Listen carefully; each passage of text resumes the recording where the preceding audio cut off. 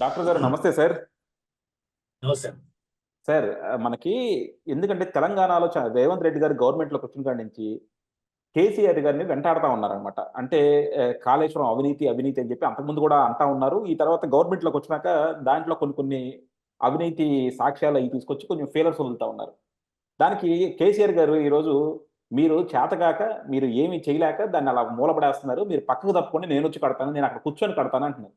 ఏంటి సార్ అంటే కేసీఆర్ గారు హ్మ్. ఆహ్, ఇది తెలంగాణని అంత ఓన్ చేసుకోరని చూడాలా? లేకపోతే ప్రజలకి రేవంత్ రెడ్డికి, ఈ మిగతా కాంగ్రెస్ ఆళ్ళకి ఏమి చేత కాదు. నేనొస్తేనే మళ్ళా ముందుకెళ్తది. లేకపోతే అది ముందుకెళ్ళదని చెప్పడానికి ఈ స్టేట్‌మెంట్ ఇచ్చారనుకోవాలా? అలాగే అసలు నిజంగా కాళేశ్వరంలో ఆ! గనక అవినీతి జరుగుంటే, అంటే అవినీతి జరిగితే, ఈ రోజు దాకా ఇంకా దాని మీద ఊరికే డిస్కషన్ చేస్తారా? వెంటనే ఇప్పుడు మనకి చూసాం. ఆహ్, మన ఇదేముంది ఫోన్ ట్యాపింగ్ కేస్‌లో ఎలా అయితే అరెస్ట్ చేశారో, అలా కూడా ఇందులో కొంతమందిని తీసుకొచ్చేసి అరెస్ట్ చేయొచ్చు కదా! ఎందుకు అరెస్ట్ చేయట్లేదు దీంట్లో? ఇప్పుడు శ్రీకాంత్ గారు ఒకటే విషయం చెప్తాను. తెలంగాణలో ఈ యొక్క కేసీఆర్ అనే ఒక దుర్మార్గుడు. ఎందుకంటే ఆ కాళేశ్వరం అయ్యేటప్పుడు అనేక మంది నిపుణులు అక్నూరు మురళి లాంటి రిటైర్డ్ ఐఏఎస్ ఆఫీసర్ ఆయన కూడా చెప్పారు. ఈ యొక్క కాళేశ్వరం ప్రాజెక్టు అంటే ప్రాణహిత చేవెళ్ళి అనేది కరెక్ట్ ఉండే. హ్మ్. ఆ ప్రాణహిత చేవెళ్ళని ఏం చేశాడంటే ఈయన డిజైన్ మార్చి నిపుణుల సలహా లేకుండా నేనే ఇంజనీర్లకు ఇంజనీరు కేసీఆర్ తోపు తురుమని ఈ అంత పింకినా కొడుకులందరూ డబ్బా కొట్టుకున్నారు. హ్మ్. ఆ! అదేం చేశారంటే అది కాళేశ్వరంలో యాక్చువల్ ఏం జరిగిందంటే ఆ మేడిగడ్డ ప్రాజెక్ట్ అనేది డిజైన్ మార్చి తనకిష్టం ఉన్నట్టు డిజైన్ మార్చారు. ఆ తాగిన మత్తులనో, ఆ మైకంలోనో ఏదో డిజైన్ మార్చి పడేసారు. మార్చి పడేస్తే ఒకవేళ దాంట్లో శాండ్ టెస్టింగ్ అనే దానికి సంవత్సరం పాటు పడుతుంది. హుహు. సాయిల్ టెస్టింగ్ అనేది సంవత్సరం పాటు పడుతుంది. టెస్టింగ్ రిపోర్ట్ రావడానికి. అవును. హ్మ్.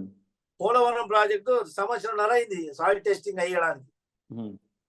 ఇక్కడ సంవత్సరంన్నరలో మొత్తం ప్రాజెక్ట్ కంప్లీట్ అయిపోయింది. హుహు. అంటే రికార్డ్ టైంలో కంప్లీట్ చేశారు. ఎలాంటి వాళ్ళు కూడా మమ్మల్ని ఫోర్స్ చేపించి రికార్డ్ టైంలో కంప్లీట్ చేశారు. మాకు సంబంధం లేదని చెప్పి వాళ్ళు కూడా చేతులు ఎత్తేసారు. హుహు. ఏంటంటే అక్కడ తవ్వినప్పుడు కింద బొగ్గు నిక్షేపాలు ఉన్నాయి. హ్మ్.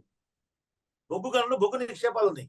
బొగ్గు నిక్షేపాలు ఉన్నప్పుడు దానిపైన ఇంత ఉసుక పోసేసి దాని మీదనే అక్కడ నుంచి ఏమైంది బొగ్గు నిక్షేపాలు బయటికి రాగానే అక్కడ ఉన్నటువంటి స్టాఫ్ కి ఒక ఒక నెల 1.5 మంత్ అంటే ఆల్మోస్ట్ 45 డేస్ వాళ్ళకు హాలిడే ప్రకటించారు. హ్మ్. 45 డేస్ హాలిడే ప్రకటించి అదే కాకుండా వేరే ఒక స్టాఫ్ తీసుకొచ్చి అక్కడ ఉన్నటువంటి బొగ్గు నిక్షేపాల నుంచి ఆ బొగ్గు డెబ్రీస్ తీసుకెళ్లి పక్కనే ఉన్న మహారాష్ట్ర బార్డర్ లో 2 ఊర్లలో డంప్ చేశారు. ఈ రోజు కూడా అక్కడ డెబ్రీస్ ఆ బొగ్గు డెబ్రీస్ ఇక్కడ ఉన్నాయి ఇంకా. హ్మ్. దాంట్లో శాండ్ పోసి మామూలుగా ఏదో మనం ఇది చిన్న గోడ కట్టినట్టు కాంపౌండ్ వాల్ కట్టినట్టు దాంట్లో ఉసుక పోసేసి దాని మీద చిన్నగా బెడ్ వేసేసి దాని మీద ఈ పిల్లర్స్ లేపడం జరిగింది. పిల్లర్స్ కన్స్ట్రక్షన్ చేశారు. దానికి ఏమవుతుంది దాంట్లో ఒక నాణ్యం చూడకుండా దాని బ్రిడ్జ్ కట్టారు. అంత వెయిట్ బ్రిడ్జ్ కట్టిన తర్వాత బ్యారేజ్ కట్టిన తర్వాత ఆ గేట్లన్నీ అమర్చిండ్రు. పైన పైన పాలిష్ చేసుకుంటూ వచ్చేసారు. ఇప్పుడు ఏ ఒక్క ప్రాజెక్ట్ కట్టినా ప్రజా సంపదతో కడుతున్నారు. ప్రజా ఖజానా ప్రజల డబ్బుతో కట్టినప్పుడు అది పబ్లిక్ ప్రాపర్టీ. కేసీఆర్ కాదు, కేసీఆర్ అబ్బసొమ్ము కాదు. అక్కడ బ్యారికేడ్లు వేసి అక్కడికి వెళ్ళి చూడడానికి పోయిన వాళ్ళని అరెస్ట్ చేయడం ఎందుకు ఎందుకు అరెస్ట్ చేశావు? అది నిర్మాణంలో ఉన్నప్పుడు నిర్మాణం స్టార్ట్ అయినప్పుడే చెప్తున్నాం అది తప్పురా తప్పురా అని చెప్పి. అప్పుడు కూడా ఎవరిని పోనీలే. నిర్మాణం అయిపోయినాక ఎవరిని పోనీలే. మహారాష్ట్రలో కూడా గొట్టంగా తీసుకొచ్చి అక్కడ చూపిస్తున్నాం అనమాట. ఇగో కాళేశ్వరం బ్యారేజ్ చూడు ఎట్లా ఉంది, ఇది బ్రిడ్జ్ మీద పోతుంటే సముద్రం లాగా తలపిస్తుందని చెప్పేసి. హ్మ్. బ్రిడ్జ్ మీదకి వెళ్తుంటే భయం అవుతుందంట. అమ్మ బట్టబాజు నా కొడుకు. ఇలాంటి కార్యక్రమాలు చేసిండు. అంటే బ్యారేజ్ అది మొత్తం కాళేశ్వరమే, ఆ దొంగ స్కామేశ్వరం అది. అయిపోయిన తర్వాత ఎలక్షన్ కి 2 నెలల ముందే అది కుంగిపోయింది. హుహు. కుంగిపోయి క్రాక్ వచ్చినాయి. క్రాక్ వస్తే వీటిని యొక్క విడ్డూరం చూడండి. ఎవడో విస్ఫోటనం జరిగిందని ఆకాశరామన్న పేరు మీద ఎఫ్ఐఆర్ చేశారు ఈ దొంగలు. హుహు. ఈ పోలీసు నా కొడుకులకు అయితే సిగ్గు లేదు ఎఫ్ఐఆర్ చేయడానికి. ఆళ్ళేముంది గవర్నమెంట్‌లో ఎవరుంటే ఆళ్ళెనకాలే ఉంటారుగా. హ్మ్. ఇంత కూడా సిగ్గు తప్పిద్దామా? హ్మ్. ఆ బ్యారేజ్ కి కాళేశ్వరం ప్రాజెక్ట్ కి మొత్తం వీళ్ళ పాలన ఉంది, వీళ్ళ నిర్బంధంలోనే ఉంది. ఆడ కుక్కను కూడా పోనీయట్లేదు మనిషిని చాలా దూరం. హ్మ్. అలాంటప్పుడు ఎవడో కింద వచ్చి బాంబు పెడతారు భయ్, ఎట్లా పలుకుతుంది? పేర్లు ఎవడో పేరు చేసిండు దాని మీద, అందుకే ఎంక్వైరీ చేస్తుందన్నమాట. ఆ పేర్లు లేదు పాలు లేదు, వీడు కట్టిన అడ్డమైన కట్టుడికి, తాగుబోతు కట్టుడికి అది కుంగిపోయింది. కుంగిపోయినాక వీళ్ళు ఏమంటారు, ఏమైతే కుంగిపోతుంది, టెక్నికల్ ఎర్రరు. అప్పుడు ఎవరో అధికారం తీసుకొచ్చి, వాడు ఎవడో తెలియదు, అనామకం తీసుకొచ్చి అంతా ఎల్ఎన్టీ భరిస్తుంది, ఎల్ఎన్టీ చేస్తే చెప్పి తర్వాత ఆ అధికారం పోయిన తర్వాత మేము చెప్పలే, వాడు వాంతో చెప్పించు, మా ఎంప్లాయీ కాదని చెప్తాం. ఏమైతుంది రాష్ట్రంలో? ఈ బట్టవాసి నా కొడుకులందరూ ఇట్లా అయిపోయారు. ఆ తర్వాత నేను అనేక డిబేట్లలో, అనేక ఇంటర్వ్యూస్లలో నేను రేవంత్ రెడ్డి మీద ప్రశ్నించిన. రేవంత్ రెడ్డి ముఖ్యమంత్రి కాగానే ఈ యొక్క దొంగ మెగా కృష్ణారెడ్డి, అన్ని ప్రాజెక్టులు కనుక దొంగ మెగా కృష్ణారెడ్డి గోప్యంగా వచ్చి రేవంత్ రెడ్డిని కలిసి దాదాపు గంట పాటు మంతనాలు జరిపి వెళ్ళిపోవడానికి దానికి మర్మం ఏంటి దాని ఇంకా? ఆ తర్వాత ఈ కాళేశ్వరం మీద ఎంక్వైరీ ఎందుకు స్పీడప్ అవ్వట్లేదు? ఈ బట్టబాజ్ గారిని కేసీఆర్ తీసుకుపోయి న్యూట్రల్ ఫేస్ పెట్టి 2 షాక్ ఇస్తే ఆ ఉన్నాయని కలుగుతాడు. ఖచ్చితంగా షాక్ ఇవ్వాలి. డైరెక్ట్ ప్లగ్ లో పెట్టి న్యూట్రల్ ఫేస్ డైరెక్ట్ కనెక్ట్ ఇస్తే ఖచ్చితంగా ఎందుకు చేసిండ్రు, ఏం స్కామ్ అన్ని చెప్తాడు. ఇప్పుడు ఆ కాలేజీ పైన కుంటికాలు పెట్టుకొని కట్ట పెట్టుకొని ఆ చింత చచ్చిన పులుపు చావాలన్నట్టు మళ్ళీ అదే పిచ్చి మాటలు. నేను కృషి చేసుకుంటా, నీ అమ్మ నువ్వు కూర్చుంటే కష్టం రా భయ్, నువ్వు ఆడపోయి కృషి చేసుకుంటావు. శ్రీకాంత్ గారు చెప్తున్నా కదా, నాకు ఎంత మంట పుడుతుందంటే, నాకు ఇట్లా అవకాశం దొరికితే కాళేశ్వరం ప్రాజెక్ట్ కేసీఆర్ తీసుకొని మూల కొట్టి టంగా చల్లవన్నా. మన శక్తిని హ్యాంగర్ కి ఏలాడి తీస్తాం కదా, అట్లా పెద్ద మూల కొట్టి ఏలాడి తీయాలి. ఆ ఎండకు ఎండి, వానకు వాని, బొమ్మిడి చేపలకు ఎండి చచ్చిపోవాలి. ఇంత దుర్మార్గమా? వాడికి సొంత డబ్బులతో కట్టినట్టు అయిపోతుందండి. ఎట్లా అయిపోతుందండి? వేల కోట్ల రూపాయలు, లక్షల కోట్ల రూపాయలు సర్వనాశనం అయిపోయినాయి. రేపు ఆ ప్రాజెక్టు ఉండడం తర్వాత సంగతి, రేపు అది కూలితే అక్కడ ఉన్నటువంటి పశు సంపద ఏం కావాలి, ప్రజల ఆస్తులు ఏం కావాలి, ప్రజలేం కావాలి, ఎవరు దీనికి? వాడు కట్టిన అడ్డమైన ప్రాజెక్టు వల్ల కరీంనగర్లో ఎప్పుడు వరదలు రాలే. ఆ బ్యాక్ వాటర్ వచ్చి కరీంనగర్ మొత్తం వరదలు వెళ్ళిపోయింది కదా లాస్ట్ టైము.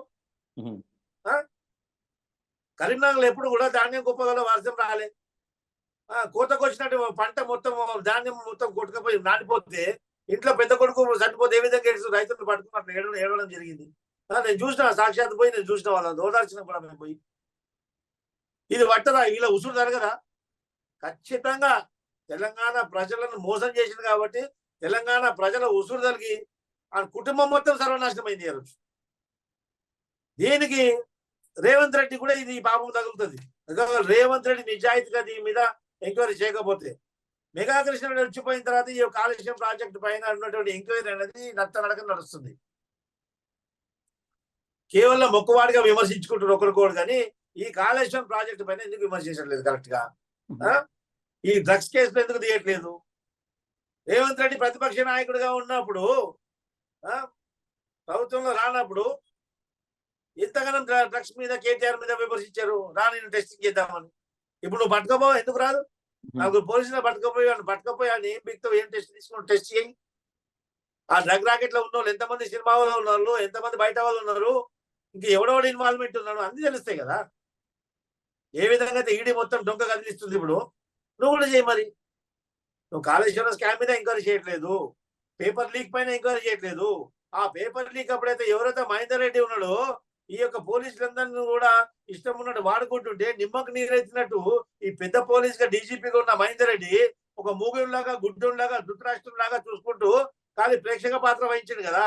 అలాంటి దుర్మార్గం తీసుకొచ్చి మళ్ళీ టీఎస్పీఎస్సీ చైర్మన్ ఎలా చేస్తావు రేవంత్ రెడ్డి? నువ్వు చెప్పండి.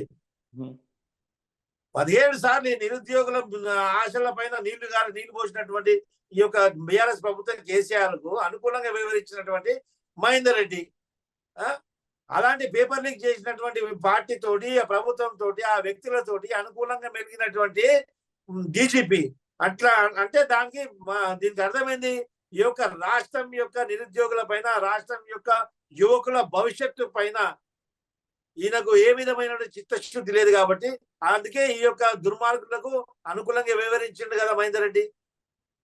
దుర్మార్గులకు ప్రోత్సహించినటువంటి వాడు, దుర్మార్గులకు అనుకూలంగా వివరించినాడు దుర్మార్గుడే కదా. అలాంటి దుర్మార్గులు తీసుకొచ్చి ఈ రోజు TSPSC Telangana public service commission కి ఏ విధంగా చైర్మన్ చేస్తావు చెప్పు. ఇందులో ప్రజల్లో మీద అనేకమైనటువంటి అనుమానాలు రేవంత్ రెడ్డి మీద వస్తున్నాయి ఈరోజు. ఖచ్చితంగా ప్రజలకు రేవంత్ రెడ్డి పైన అనుమానాలు ఈరోజు వచ్చినాయి. ఖచ్చితంగా బీఆర్ఎస్ పార్టీతో లోపాయికార ఒప్పందాలు ఈ రేవంత్ రెడ్డికి ఉన్నాయన్నట్టు ఈ రోజు అనుమానాలు బయటకు వస్తున్నాయి. No doubt at all. ఈ అంశం ఖచ్చితంగా నాకు నిన్న కొండ విశ్వేశ్వరరెడ్డి గారు నాకు మాట్లాడారు, వాళ్ళకి సన్నిహితులు. అన్నా మీరు అన్ని విషయాలు మాట్లాడతారు, మీరు రావాలని. ఖచ్చితంగా నేను ఒకవేళ కొండ విశ్వేశ్వరరెడ్డి గారికి ఇట్లా నేను క్యాన్వాసింగ్ చేయాలి, నేను ప్రచారం చేసే అవసరం వస్తే ఇట్లా ఖచ్చితంగా ఈ ఇష్యూస్ అని ఎలాబరేట్ చేస్తా. ఫస్ట్ ఈ యొక్క మహేందర్ రెడ్డిని ఎందుకు టీఎస్పీఎస్ చైర్మన్ చేశావు అంటే ఈ మహేందర్ రెడ్డి తప్ప ఇంకెవరు లేరా, అంతకన్నా పెద్ద మనుషులు లేరా? నిజాయితీగా పనిచేసి ప్రభుత్వంలో ఉన్నటువంటి ఒక పార్టీల అరాచకాలు తట్టుకోలేక స్వచ్ఛందంగా రాజీనామా ఐఏఎస్ లాంటి పదవులకు రాజీనామా చేసి బయట వచ్చిన చాలా మంది కదా. అలాంటి నిబద్ధత కలిగినటువంటి వ్యక్తులను ఎందుకు అపాయింట్ చేయలేవు? ఎందుకు ఆ దొంగనే తీసుకొచ్చావు? It mean you are also going in a societal path. No doubt at all. Clear గా చెప్తున్నా, Congress party especially Revanth Reddy is on his societal path. Clear గా చెప్తున్నా. ఎందుకంటే కేసీఆర్ పైన ఇచ్చినటువంటి మార్గాలలో కొద్దిగా రేవంత్ రెడ్డి కూడా అదే మార్గంలో పయనిస్తున్నాడు. ఖచ్చితంగా ఏ విధంగా అయితే ఆత్మహత్యకు దారి తీసిందో బీఆర్ఎస్ పార్టీకి, కాంగ్రెస్ పార్టీ బహుశా ఆత్మహత్య చేసుకోకపోవచ్చు, కానీ ఆత్మహత్య సిచ్యువేషన్ వస్తే రేవంత్ రెడ్డిని గుర్తిస్తారు వాళ్ళు. ఎందుకంటే బలిక బకర వేరం చేస్తారు వాళ్ళు. వేరం నెత్తి మీద కాలెత్తి ఇంకో మెట్టుకెక్తారు వాళ్ళు. ఆ విధంగా ఇలా బలయ్యేది రేవంత్ రెడ్డి. ఖచ్చితంగా నిజాయితీగా మాత్రం పనిచేయకుంటే, కేసీఆర్ చేసినటువంటి అక్రమాలు బయటకు తీయకపోతే ఈ యొక్క పాపం రేవంత్ రెడ్డి కూడా చుట్టుకుంటుంది. ఆయన 12 ఎంపీలు అంటున్నాడు కదా, 2 ఎంపీలు కూడా రావు. చూద్దాం సార్. ఎందుకంటే రేవంత్ రెడ్డి కంపల్సరీ ఏంటంటే కేసీఆర్ బీజేపీ లోపాయికార ఒప్పందంతో బీజేపీ ఎలా నష్టపోయిందో 2023 ఎలక్షన్స్ లో, ఇప్పుడు గనక కేసీఆర్ తో గనక రేవంత్ రెడ్డి లాలు చూపడినా, మెగా కృష్ణారెడ్డితో లాలు చూపడినా, కాళేశ్వరం మీద చేయాల్సినంత ఇన్వెస్టిగేషన్ చేయకపోయినా సరే మాత్రం కంపల్సరీ ఆ పాపం అనుకున్న రాజకీయ దెబ్బ మాత్రం రేవంత్ రెడ్డికి తగులుతుంది. సో డెఫినెట్ గా సార్ ఇప్పుడు దాని మీద కేంద్ర ప్రభుత్వానికి కానీ, హైకోర్టు చీఫ్ జస్టిస్ కానీ దాని మీద సిబిఐ ఎంక్వైరీ చేయమని ఇప్పటి వరకు రేవంత్ రెడ్డి అడగలేదు. సరే, నీ అనుసంధానంలో ఉన్నటువంటి సిఐడిని ఎంక్వైరీ చేసి ముందు లోపల తోయండి. ముందు లోపల తోస్తే ఖచ్చితంగా అన్ని బయటకు వస్తాయి. నువ్వు ఎందుకు చేయలేవు ఇంతవరకు? అధికారంలో ఉన్నటువంటి వ్యవస్థని నువ్వు ఎందుకు వాడుకోలేకపోతున్నావు? లోక్సభ ఎలక్షన్స్ కోసం వెయిట్ చేస్తున్నారేమో, ఎలక్షన్స్ అయినాక ఏమైనా జరుగుద్దేమో చూద్దాం. నువ్వు లోక్సభ ఎలక్షన్స్ లో ముందు నువ్వు లోపడేస్తే ఇంకా నీకు లాభమే కదా. అంటే మన సమాజం కొంచెం వేరుగా డిఫరెంట్ గా రియాక్ట్ అవుతుంది కదా, సెంటిమెంట్ ఒకటి వస్తుంది కదా. ఏం సెంటిమెంట్ ఉండదు ఇప్పుడు. ఏం సెంటిమెంట్ సార్? వాళ్ళ మీద సానుభూతి అనేది ఒక్కరికి కూడా లేదు. కవిత అరెస్ట్ అయినప్పుడు ఎవరికైనా సానుభూతి వచ్చిందా? మంచిగా పోనీ ఎవరు రాలేదు. బీఆర్ఎస్ కార్యకర్తలే బయటికి రాలేదు, ఒక్కరు రాలే బయటికి.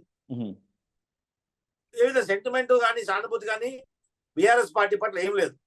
వాళ్ళు నడివీధి మీద, కేసీఆర్ కుటుంబం మొత్తం నడివీధి మీద సొంతంగా ఊరేసుకున్నా గానీ ఎవరు వాళ్ళని ఉరికమ్మ నుంచి కూడా కిందికి తెచ్చారు. పోనీ ఆన్నే ఎండిపోని అంటారు. అంత కష్టగట్టిందని ఇప్పుడు ప్రజలు. అది పరిస్థితి తెలంగాణలో ఇప్పుడు. చూద్దాం సార్. థ్యాంక్ యూ అండి. Thank you very much sir.